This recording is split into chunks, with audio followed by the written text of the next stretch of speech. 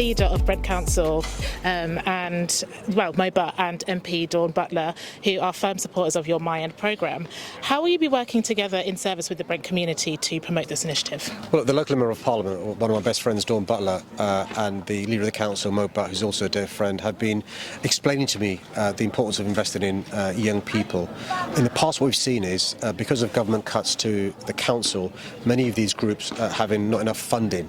And Dawn Butler used to be a youth minister in the last Labour government, so she understands the importance of investment in young people so they can flourish and thrive. So what I did in my last term was to invest record sums in what's called a MyEnds consortium. So, Dawn and Mo working together brought together a number of groups in Brent, and they could work together rather in silos. And we've seen huge benefits from that teamwork, that consortium.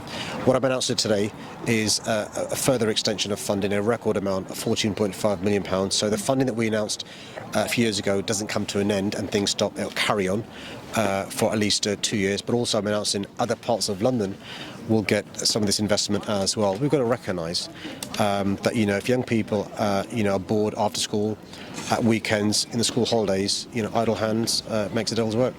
No, for sure.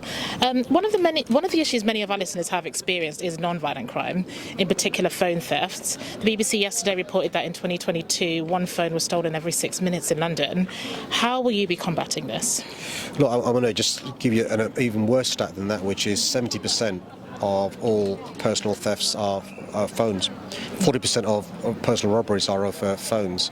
And so we're doing a number of things to try and tackle this problem, because it's a real traumatic experience when your phone is stolen from you.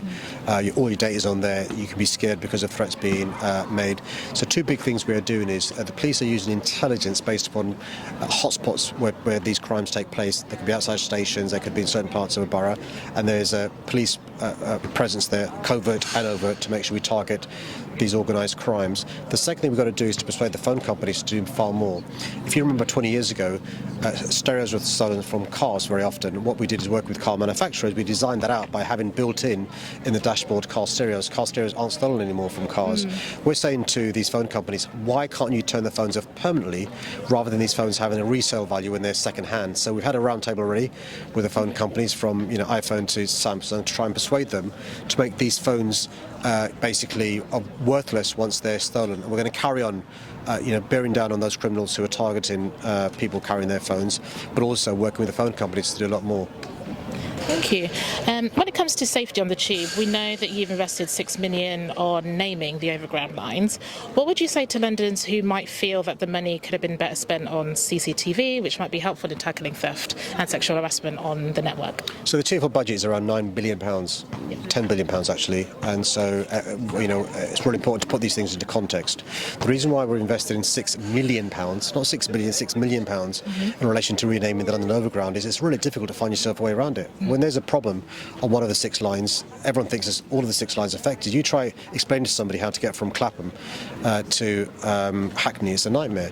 So by naming these 6 lines, it will mean that there's better wayfinding, you know your way around it. And I think actually we should celebrate the contribution of Windrush generation and so forth. So I'm really proud of that. That's a separate discussion in relation to public transport and safety. The good news is now that I'm investing record sums in TfL, we know there are 77,000 CCTV cameras on TfL.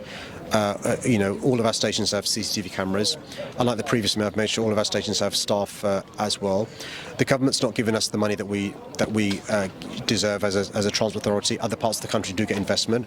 We've managed to reduce our deficit, at the same time invest in things like Superloop, invest in the Elizabeth line, invest in the Northern Line extension, invest in the Barking Riverside extension, invest in making sure our buses are electric and more walking and more cycling. And as long as I'm mayor, I'm going to carry on investing in public transport and making sure it's as safe as it can be. Fabulous. And going back to your VRU investment, what would you say to the community to encourage them to get involved in the MyEnds programme? Well, one of the things, it's really important that we recognise this is our city. These are our communities, and it's very important we understand that actually if our young people don't flourish and thrive, Unfortunately, sometimes there are charismatic gang leaders who will, criminal gang leaders who will take them away from the lawful, peaceful path that we know many of us followed. I'd say get involved. This is our community. Our communities have been starved of investment for too long. The government starved our communities for 14 years. That's why youth clubs have closed down. Youth workers have lost their jobs. Teachers can't do after-school clubs. We're doing what we can from City Hall with the limited money we have. But get involved. You've got a great local MP working incredibly hard. The council's working incredibly hard. And, Dawn and Mo and me, we could do with your help. Fabulous. And finally, you've recently celebrated a historic win, having been elected Mayor of London for the 3rd time. What song might our listeners be surprised to find on your celebration playlist? I've not thought about that one. Listen, good question.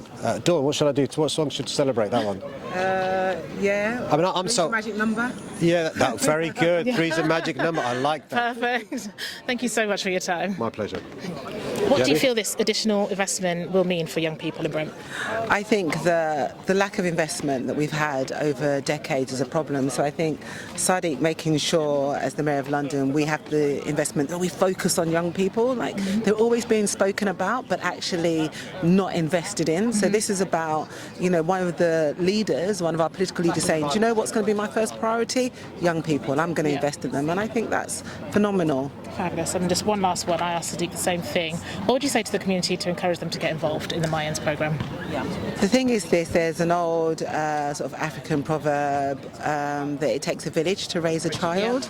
It is all of our responsibilities, to raise each other's children so that they can have a fulfilling life and people are less fearful. I mean, the fear of crime is bigger than, actual crime itself. And I hate the way they demonize young people, especially young black kids, when actually the majority of young black kids are law-abiding, funny, talented.